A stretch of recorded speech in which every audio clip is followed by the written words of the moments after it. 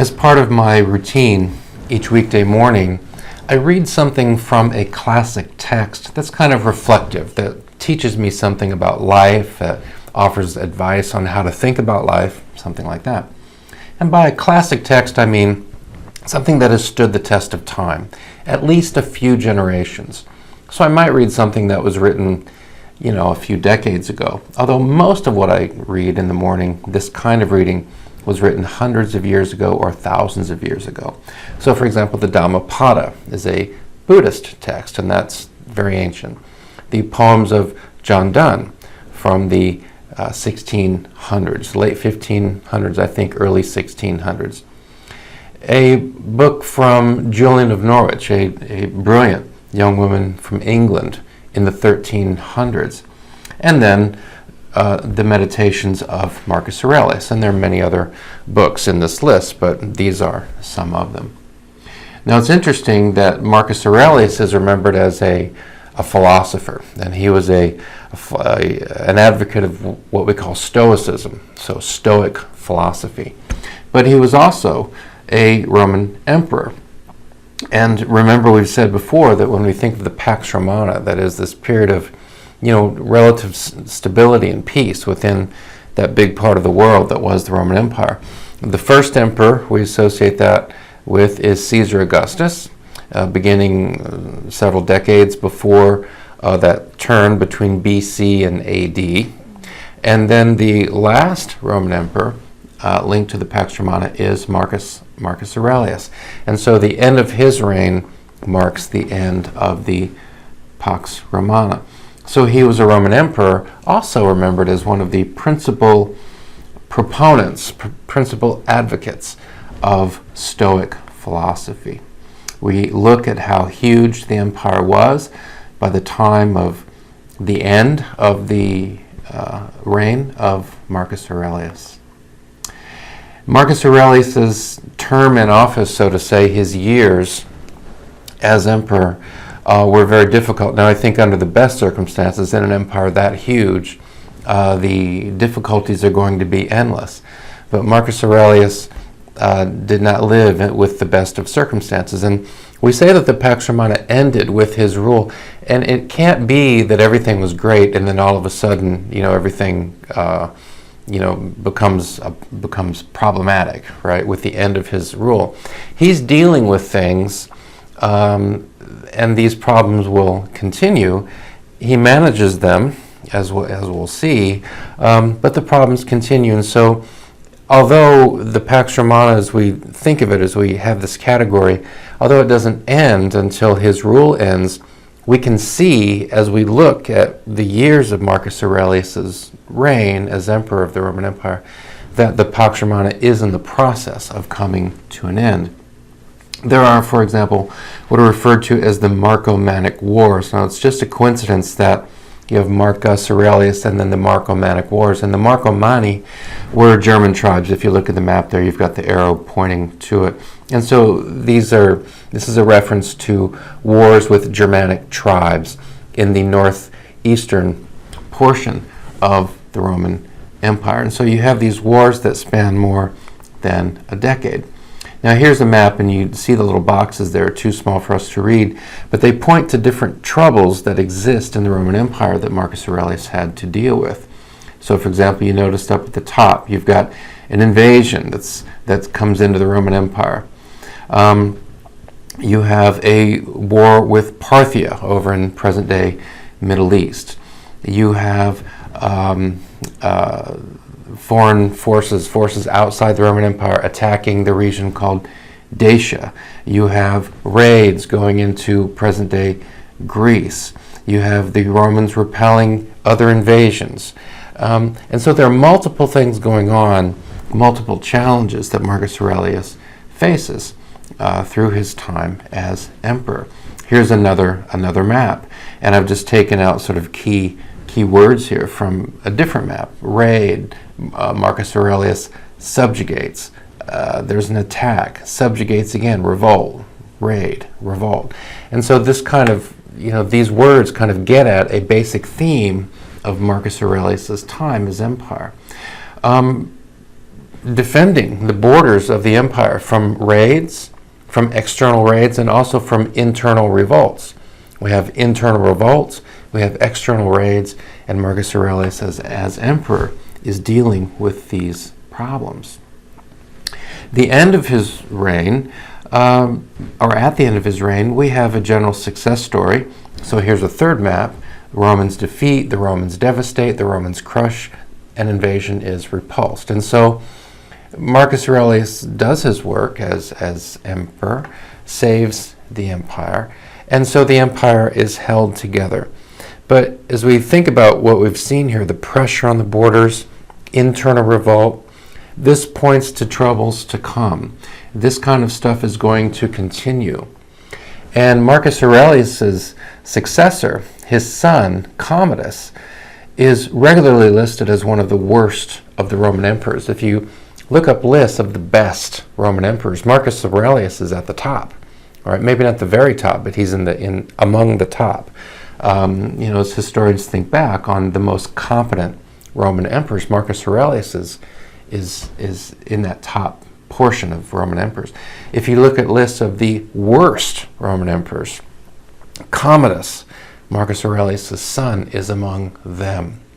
And so you have this real dividing line between a highly competent emperor who does his job. He saves the empire, he preserves the borders, puts down the revolts within the empire, maintains a degree of security and stability, to the extent that that's possible.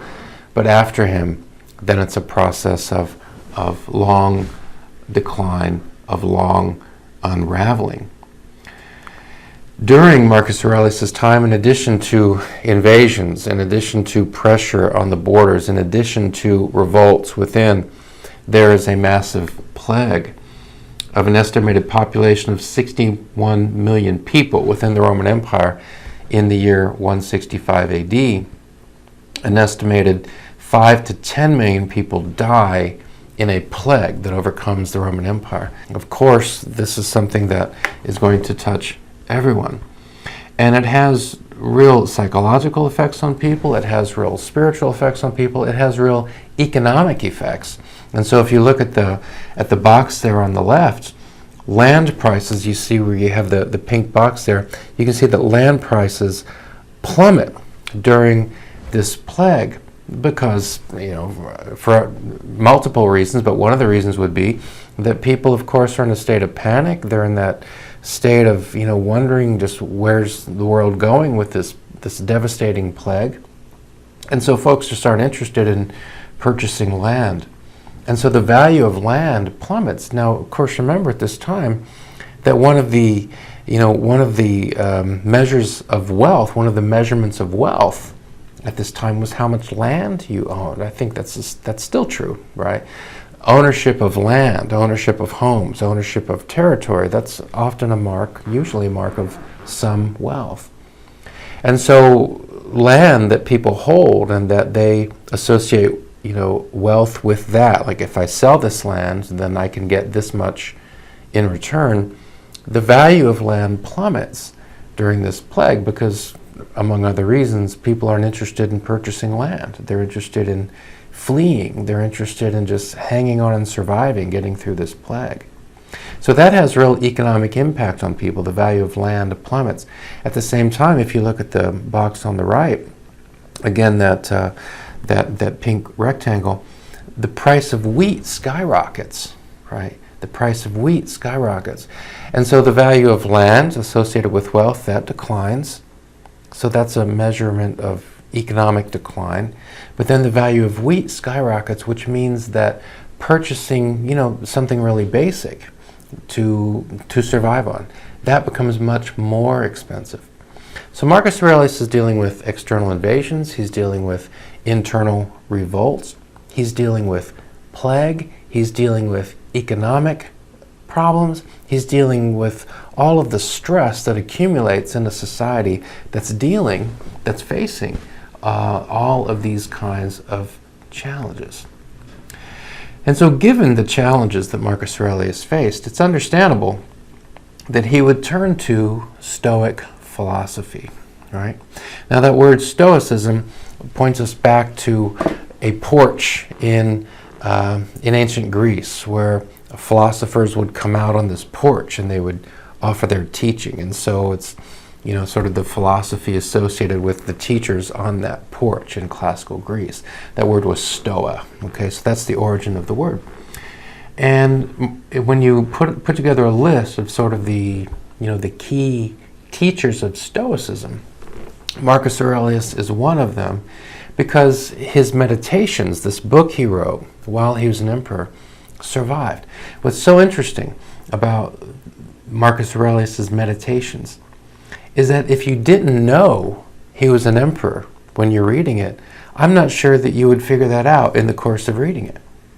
If you didn't know that he was dealing with all of these challenges that we've just referred to very briefly, I don't know that we would figure that out from the book. Of course, he talks about the difficulties of life, the hardness of life, but he doesn't use his meditations as a place to complain about political problems, to complain about specific problems he's having. He uses his meditations to remind himself of the basic teachings of Stoicism, right? To sort of help himself, I think, get through the day, right? Remind himself of these basic teachings. If we think of Stoicism, sort of, if we want an image of Stoicism, I think that that emoji up top, sort of that very placid, if you refer to somebody as being stoic, that means they're reserved, they're pretty calm, they're not really worked up, they're not causing trouble, unless if people are irritated by the fact that they're very calm. Or sometimes I think of Stoicism as, you have a person who's in a body and living in the world, but the person's trying really hard almost to be sort of a disembodied brain, You're not hung up in the things of the world, you're not tied down by the things of the world, you're not letting yourself get worked up by what's going on in the world, okay? So let's keep going and see how this works. It's interesting, in the 21st century, there seems to be a revival of interest in Stoic philosophy, and here's just one of the many books that's come out, How to Think Like a Roman Emperor.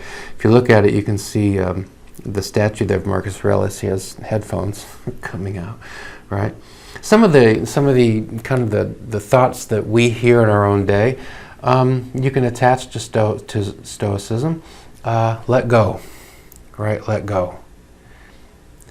Chill out. Get perspective. Put things in perspective, right? Get some perspective. Let go. Chill out. You've been assigned a role to play. Play it well. The idea that all the world's a stage. Maybe you've heard that phrase. All the world's a stage, and we are merely players. Right? That's a line from Shakespeare, or close to a line from Shakespeare. But Shakespeare is drawing on a Stoic idea. Stoic philosophers actually write like this, that human history is a great play, and each person has been assigned a role, and our job is to figure out what our role is and to play it well, and to play it as well as we can. Control well what you can control, namely yourself. I can control myself. I can control my temper. I can control my thoughts. I can control what I do with my energy. The Stoics say, don't waste time worrying about things you can't control, right? You can't control someone else's thoughts. You can't control someone else's energy. You can't control what someone on the other side of town is doing. Don't let yourself get worked up about that stuff. Let go. Chill out. Get perspective. What can you control, right? So these are kind of everyday thoughts that we could link to Stoicism, right? Let's look at some quotes from Marcus Aurelius, and these quotes come to us from the essential Marcus Aurelius, which is kind of a paraphrase of the Meditations. Here's one quote. You ought to realize what cosmos you are part of and what divine administrator you owe your existence to, right? So one of the basic ideas of Stoicism is, I think we can go back to an idea that we raised a long time ago, the idea of the Logos. There is a divine reason at work in the universe. There is a divine order at work in the universe, right? And we are part of that order. And we have some choice, as the when we think about the extent to which we're going to align ourselves with the order that exists in the universe. There is an order that exists in the universe. We have some freedom to decide whether we're going to go along with that order or whether we're going to resist it somehow. If we're trying to be more reasonable, if we're trying to be more orderly in our lives, if we're trying to be more thoughtful in our lives, then we're aligning ourselves with the Logos, right? If we're letting ourselves get worked up over stuff we can't control, right? If we're letting ourselves get stressed out over stuff we can't control, then I think the Stoics say, then we are out of alignment with the order of the universe. So there is an order in the universe, there is a Logos, but human beings have some control in terms of how they respond to that, right? So we want to be reasonable, we want to calm ourselves, use our reason to calm ourselves down and to get perspective. So remember what cosmos you're part of, remember what divine administrator you owe your existence to, right? So we owe our existence to a power greater than ourselves, and that an end to your time here on earth has been marked out. Yeah, well, the Stoics will remind us of this all the time. Not just Marcus Aurelius, but other Stoic philosophers continuously reminding us that the clock never stops. Every second that goes by is a second that's gone. Play your role well. And if we're wasting time, if we're letting big chunks of our life go down the drain on meaningless nonsense, then we're not using our time well. Then we're not being reasonable. It's not reasonable to waste time. All right? That's a Stoic idea. Personally, I think it's a pretty good idea. It's not reasonable to waste time. That doesn't mean we don't relax. Of course we need to relax. Of course we need leisure.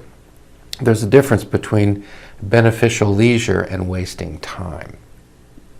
To waste time is to insult the divine reason at work in the universe. To waste time is to insult the divine administrator, as this quote says, that has put us here, right? But we have freedom to decide what we're going to do.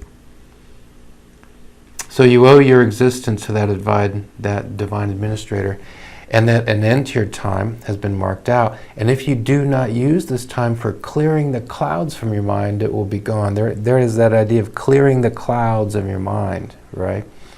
Oh, this world is full of complications and troubles and stresses, right? Clear our minds. Clear our minds up. We've got to work at that. Got to work at that. Right? So, basic idea, align yourself with the Logos. This idea has come up many times, and the Stoics absolutely go along with this idea that there is a divine order at work in the universe. Our job is to align ourselves with it. Remember our earlier discussions about the Logos, about the ancient Egyptian concept of Ma'at, right? Another key idea here, be busy doing the work, playing the role for which you were born. I think my personal opinion is that this is an excellent idea. And we've talked about this before. You know, I know what this electric light is for. It's to give me light in a room that otherwise would be very dark without it. Right? I know what the electric light's for. What am I for? And the Stoics say we need to find out what we are for. What role have we been given in the great drama of life? Go ahead, soul. Here's another quote. Go ahead, soul, be destructive, but you may not have another opportunity to honor yourself. That's an interesting idea, that in doing unwise, destructive things, even in the name of amusement, even in the name of fun, we're dishonoring ourselves. We're dishonoring the divine reason that has put us here. That's a Stoic idea. Each person has only one life. Here's that emphasis again. Each person has only one life. Yours is almost finished. Interesting, he doesn't know how old you are. Okay, he's writing to himself. Yours is almost finished, you know. But I think a Stoic would say this to a 5-year-old. Time's almost up. Time's almost up. Now, of course, in ancient Rome, life expectancies are much lower than they are now. But even I think if we could pull Marcus Aurelius into our own day and say, oh, life expectancy for an average woman is 81, 82, 83, something like that. Late 70s, somewhere in that range. And there's a 5-year-old, I think Marcus Aurelius would still say your time is almost up, right? Because time goes very fast. We got to figure it out. Here, this is like Aristotle. Remember, Aristotle talks about the importance of helping the young get on the right path from infancy, remember Aristotle says, right? Helping them to figure out, how to be excellent. How to be excellent. Each person can perform some kind of excellence in this world. And Aristotle says we need to get kids from infancy on the track to figuring out how they can be excellent. I think Marcus Aurelius would absolutely go along with that. So, kind of regardless of how young you are, your life's almost finished because time flies. The older you get, the faster it goes. Yet you still do not respect yourself. There's that idea again, that idea of the Stoic idea of self-respect. How can you show respect for yourself? By showing respect for yourself, by treating yourself respectfully, right? Bringing into your mind things that are really worth having there. We don't want to clutter our minds with junk. We don't want to clutter our minds with nonsense. We don't want to clutter our minds with frivolous stuff, right? No, the Stoics say, no, we want to respect ourselves, treat ourselves respectfully. Bring into our minds things that are really worth having there. Bring into our souls things that are really worth having there. Right? Oh, you don't respect yourself. You locate your own happiness in the minds of others. Oh, that's unwise, the Stoics say. Oh, so unwise, the Stoics say, to let your sense of well-being depend on the thoughts of other people because you can't control what other people think, right? Yes, maybe you can have influence what other people think by how you comport yourself, by how you act, right? But ultimately, we can't control what other people think. And the Stoics will say, Marcus Aurelius will say, very unwise to root your sense of well-being in what other people think, right? Again, we can have some influence on that depending on what we do, but ultimately we can't control that. So we need to control what we can control. We need to treat ourselves respectfully, and to a definite degree, we have to just let go what other people think because we can't control that. So as it says there, focus on what you can control, namely yourself. And then there's the Stoic idea of apatheia. Apatheia. Our word apathy comes from it. And in the early 21st century, to be apathetic, it's kind of got a negative vibe to it, right? I don't care. But the Greek meaning is freedom or release from emotion or excitement. So not letting yourself get worked up, right? That idea again of chill out. Chill out, chill out. The Stoic emoji that I showed you, just kind of, very placid, right? Apatheia. Don't get super worked up.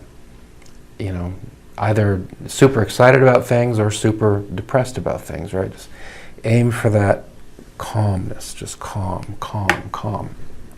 I think that's a Stoic idea.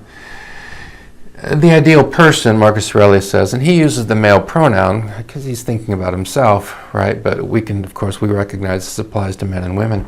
This person does not busy himself with what someone else is saying, doing, or thinking, for he's focused on doing what is required of him. Notice the verb required of him. What does the divine order require of me?